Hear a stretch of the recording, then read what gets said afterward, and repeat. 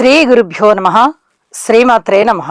మా ప్రేక్షకులందరికీ పరాభవ నామ సంవత్సర ఉగాది శుభాకాంక్షలు తెలియజేస్తూ, ప్రతి నక్షత్రానికి రాశి ఫలితాలు ఈ సంవత్సరం అంతా ఏ విధంగా ఉన్నాయి అనేది ఇప్పుడు మనము తెలియచెప్పుకుందాం.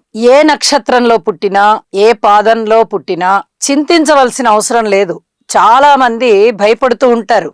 మూలా నక్షత్రం అండి, లేదా ఆశ్లేష నక్షత్రం అండి, భయం కదండి, అనురాధ నక్షత్రం అండి, ఇలాగా ఏదో ఒక నక్షత్రాలకి కొన్ని ఒక బండ గుర్తులాగా పెట్టేసుకున్నారు. ఈ నక్షత్రం బాగుండదు, ఈ నక్షత్రానికి చాకరీ ఎక్కువ, ఈ నక్షత్రానికి డబ్బు ఖర్చు ఎక్కువ, ఈ నక్షత్రానికి భరణి, పుబ్బ, పూర్వాషాఢ ఇలాంటి శుక్ర నక్షత్రాలకి లగ్జరీ లైఫ్ ఎక్కువ. ఇవన్నీ కూడా మన అపోహలే. ఇలా అపోహలు పెట్టేసుకుని ఆ నక్షత్రం తీరే ఇంత అని అనుకుంటూ ఉంటారు. ఏమీ కాదు. ఒక నక్షత్రము వ్యక్తి యొక్క గుణగణాలని చెప్తుంది. అది కూడా మిగతా గ్రహాల యొక్క ప్రభావం ఎలా ఉందో వాటిని బట్టి కూడా ఈ గుణగణాలు మారిపోతుంటాయి. వ్యక్తివి ఖచ్చితంగా ఇలాగే ఉంటాయి అని చెప్పడానికి రాదు. ఒక నక్షత్రానికి గాని, ఒక గ్రహానికి గాని కొన్ని వందల కారకత్వాలు ఉంటాయి. అన్ని ప్రింట్ కొట్టినట్టు ఒకేలాగా ఉండవు. అందరికి కొన్ని కలుస్తాయి.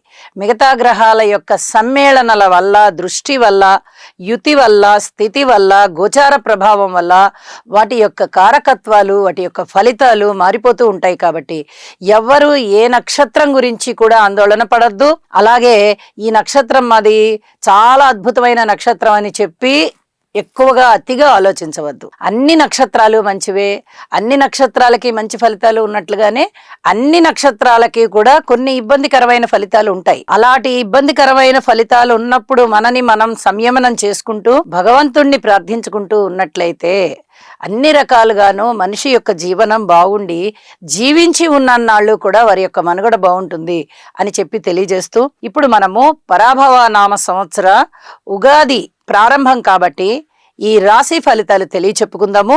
ముందుగా గ్రహస్థితులు. 19వ తారీఖు మార్చి రోజున మనకి ఉగాది ప్రారంభమవుతోంది. అంటే శుక్లపక్ష పాడ్యమి అన్నమాట. ఆ రోజు నుంచి మళ్ళీ తిరిగి సంవత్సరం అయ్యే వరకు, అంటే ఫాల్గుణ బహుళ అమావాస్య రోజు వరకు కూడా సంవత్సర కాలంగా మనము ట్రీట్ చేస్తూ ఉంటాం. కాబట్టి ఈ సంవత్సర కాలానికి సంబంధించి గురువుగారు ఎలా ఉన్నారు, శనిగారు ఎలా ఉన్నారు, రాహుకేతువులు ఎలా ఉన్నారు అనేది చాలా ప్రధానంగా మనము పరిగణనలోనికి తీసుకుంటాం. అంటే మిగతా గ్రహాలను కూడా పరిగణనలోనికి తీసుకుంటాము. కానీ సంవత్సర ఫలితాలు చెప్పేటప్పుడు దీర్ఘకాల సంచార గ్రహాలని ఎక్కువగా పరిగణనలోనికి తీసుకోవడం జరుగుతుందన్నమాట. కాబట్టి ముందర ఈ గ్రహస్థితులు ఎలా ఉన్నాయి అనేది తెలియచెప్పుకుందాం. గురువు గారి యొక్క స్థితి మిథున రాశిలో సంచారం 19 మార్చి 2026 నుంచి మనము గ్రహస్థితులు తెలియజెప్పుకుంటున్నాం. అలాగే శని గారి యొక్క స్థితి మీనరాశిలో ఉంది, రాహు గారి యొక్క స్థితి కుంభరాశిలో ఉంది. సమసప్తకాలలో ఉంటారు కాబట్టి వీళ్ళిద్దరూ కూడా కేతువు గారి యొక్క స్థితి సంచారము సింహరాశిలో ఉంది. ఇక మే 20 అంటే సుమారు నెలలు తీసుకున్నాం మనము. మే 20 అంటే మే నెలలో కూడా గురువు గారి యొక్క సంచారము కానీ, శని గారి సంచారము కానీ, రాహుకేతువుల సంచారము కానీ ఎక్కడ వారి యొక్క రాశులు మారలేదు. స్థితులు ఇంకా అదే రాశిలో సంచారంలో ఉన్నాయి. ఇక జూన్ 2వ తేదీ వచ్చేటప్పటికి గురువు గారి యొక్క సంచారము తన యొక్క ఉచ్చ రాశి అయినటువంటి కర్కాటక రాశిలోకి వచ్చిన్నది. శనిగారు కానీ, రాహు కానీ, కేతువు కానీ వారి సంచార రాశులలోనే ఉన్నారు. ఇక చూడండి, ఆగస్టు 2 నుంచి శనిగారి వక్రం ప్రారంభం అయ్యింది. ఎప్పటి వరకు? డిసెంబర్ 2వ తేదీ వరకు. అలాగే నవంబర్ 1వ తేదీన గురువు గారి యొక్క స్థితి సంచారము కర్కాటక రాశి నుంచి మళ్ళీ సింహరాశిలోకి వచ్చి ఉన్నది. ఇక రాహుకేతువుల స్థితులు ఇంకా మారలేదు. శనిగారి యొక్క వక్రము జరుగుతూ ఉంది. ఆగస్టు 2 నుంచే శనిగారి యొక్క వక్రం ఉంది కాబట్టి ఈ నవంబర్ 1వ తేదీన కూడా శనిగారి వక్రం జరుగుతుంది. ఇక డిసెంబర్ 8వ తేదీన రాహు కేతువులు ఇద్దరు మారారు. శనిగారి వక్రం నడుస్తూ ఉంది. గురువు గారి యొక్క సంచారము కర్కాటక రాశి నుంచి సింహరాశిలోకి వచ్చి ఉండి అతిచారంతో ఇది సింహరాశిలోనే నడుస్తూ ఉన్నారైనా. ఇక రాహు గారి స్థితి సంచారము మకర రాశిలోకి వచ్చినది. కేతువు గారి సంచారము కర్కాటక రాశిలోకి వచ్చి ఉన్నది.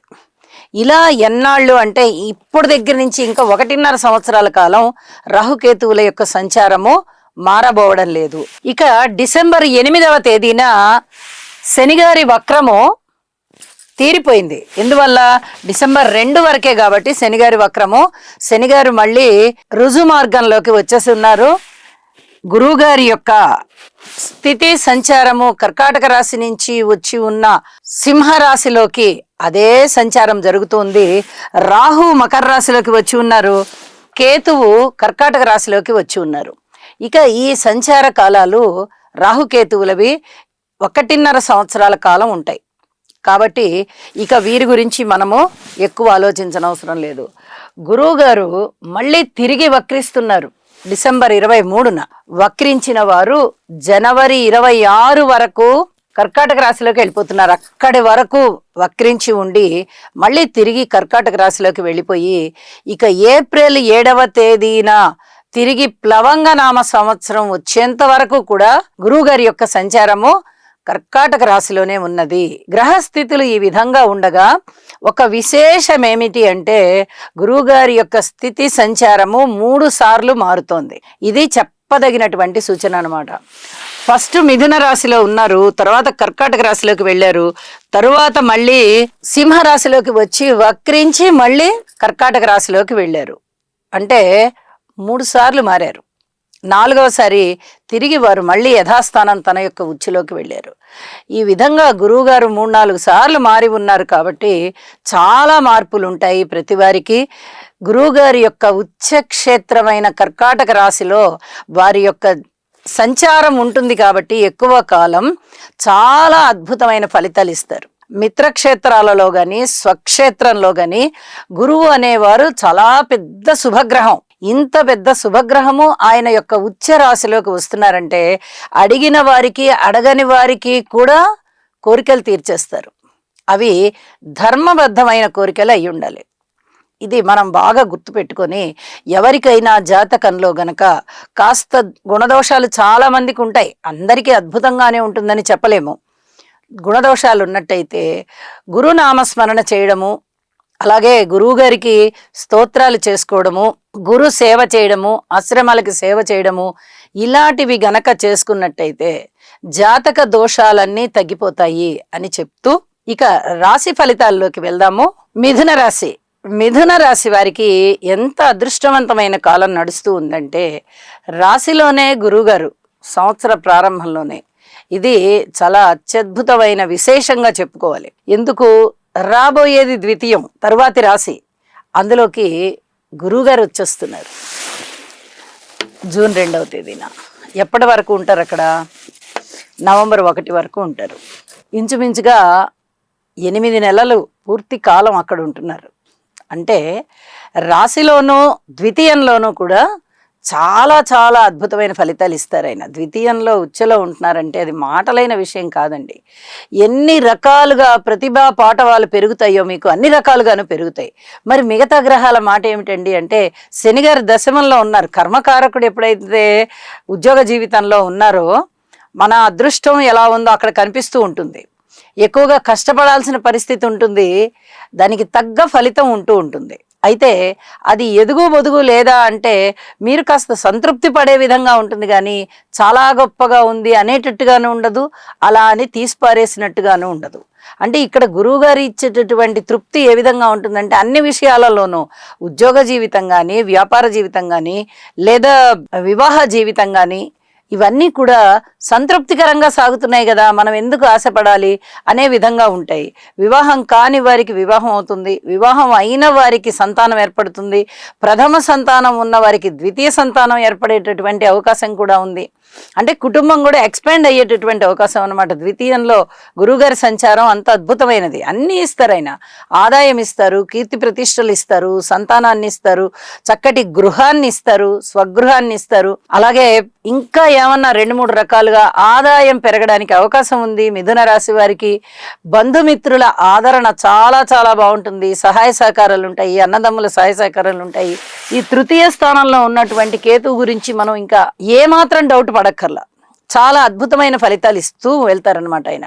మరి మధ్య మధ్యలో మనకి గురువు గారి యొక్క స్థితి సంచారం తృతీయంలోకి వెళ్తోంది. తిరిగి వక్రించి మళ్ళీ జనవరి 26 మళ్ళీ ఆ సమయానికి మళ్ళీ కర్కాటక రాశిలోకి వస్తోంది. ఇలా 2-3 విధాలుగా మారి ఉన్నప్పటికీ కూడా చాలా అద్భుతమైన ఫలితాలు అన్నమాట. ఇటు కేతువు గారి యొక్క సంచారం వల్ల గాని, గురువు గారి సంచారం వల్ల గాని మిథున రాశి వారు పట్టిందల్లా బంగారం అయిపోతుంది. ఏది పట్టుకుంటారు, ఫలానా పని ప్రారంభిస్తున్నామండి అయిపోతుంది. వ్యాపారం వృద్ధిలోకి వస్తుంది. స్వగృహ నిర్మాణం మీరు 1 ఉన్నా 2వ దానికి వెళ్ళినా, 2 ఉండి 3వ దానికి వెళ్ళినా అవి కూడా సక్సెస్ అయిపోతాయి. ఏదైనా పెట్టుబడులు పెడదామా, షేర్స్ కొందామా, లేకపోతే ఇంకేదైనా దానిలో ఇన్వెస్ట్ చేద్దామా, ఏ ఆలోచనలు చెయ్యండి మీరు, సంకల్ప బలం అనేది చాలా చక్కగా వృద్ధి అవుతూ వెళ్తుంది, సత్ఫలితాలను ఇస్తుంది. విద్యార్థులు బాగున్నారు, ఉద్యోగ జీవితం కూడా బాగుంది, సంతృప్తికరంగా ఉంది, సంతానం బాగున్నారు, వివాహ జీవితం బాగుంది. ఇంక ఏమి కావాలండి, ఇవన్నీ బాగున్నాయి అంటే ఖచ్చితంగా బాగున్నట్టే. కావలసినటువంటి వాహనాన్ని కూడా మీరు కొనుగోలు చేసుకోగలుగుతారు, ఇష్టమైనటువంటి వాహనాన్ని కొంటారు, చాలా సంతృప్తికరమైన జీవితంతో ఉంటారు. ఈ సంవత్సరం అంతా కూడా చాలా చాలా బాగుంది అని చెప్పి తెలియజేస్తూ ఉన్నాను. అయితే ఖర్చుల విషయానికి వస్తే ఖర్చులు కూడా అలాగే ఉన్నాయి. మరి గురువుగారు అన్నీ ఇస్తున్నప్పుడు మనము ఆ డబ్బులని అన్నిటి మీద సర్దాలి. ప్రతి దాని మీద కూడా ఎక్కడ గృహము అనగానే గృహానికి డబ్బు ఖర్చు పెట్టాలి. గృహం మీద డబ్బు వచ్చేది ఉండదు. ఏదో రెంట్ వస్తే వస్తుంది కానీ, అమ్మకం జరిగితే వస్తుంది కానీ, ఇక అంతకన్నా ఎక్కువేం రాదు కదా. అమ్మకం ఒకవేళ నిజంగా మీరు అమ్మాలి అనుకున్నా లాభానికి అమ్ముతారు, లేదా ముందర గృహాన్ని కట్టుబడి చేస్తారు, ఆ తర్వాత రెంట్కి ఇచ్చుకోవడమో మీరు ఉండడమో చేస్తారు, అక్కడ కూడా లాభాలు ఉంటాయి. అంటే మీరు ఏ విషయాన్ని పట్టుకుంటారో దానిలో లాభాన్ని ఇస్తారు. ఖర్చు కూడా ఆ విధంగానే ఉంటుంది. ఖర్చుల్ని కూడా కొంచెం మీరు జాగ్రత్తగా వెళ్ళాలి అని చెప్పి తెలియజేస్తూ ఉన్నాను. తృతీయ స్థానంలో గురు సంచారం ఉన్నప్పుడు ఖర్చులు బాగా ఎక్కువగా ఉంటాయి. అవమానం ఉండడానికి అవకాశం ఉంటుంది, అపనిందలు ఉండడానికి అవకాశం ఉంటుంది. మరి వీటన్నిటినీ కూడా భరించవలసి వస్తుంది.